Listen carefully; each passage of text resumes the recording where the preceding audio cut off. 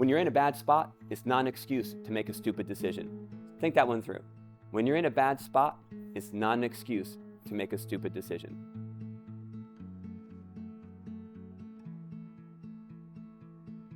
I think about that a lot. That's actually kind of a quote that I wrote out some time ago.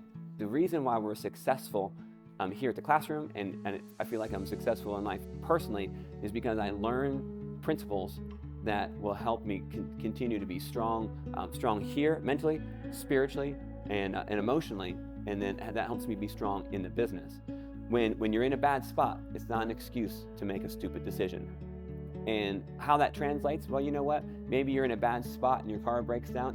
That's not an excuse to go buy a car you can't afford. Or if you're in a bad spot and the person you've been spending a lot of time with, you're like, well, maybe we should date and get married. That maybe not always is the best decision, right? Because you're making decisions for the long term.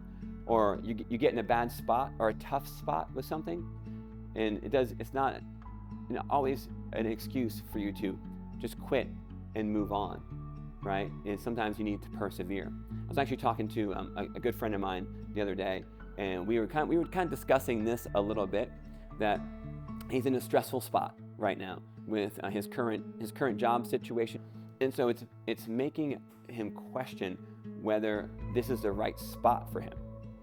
And so we discussed that it's more important for him to get into a good spot, and when he gets into a good spot, make the decision whether he should stay or go. And so, but that means he's got to suck it up a little bit. It means he's got to learn a little bit. It means he might have to change a little bit in order to help make the situation around him put it into a good spot, so then he can make a good decision. So I hope that helps you today.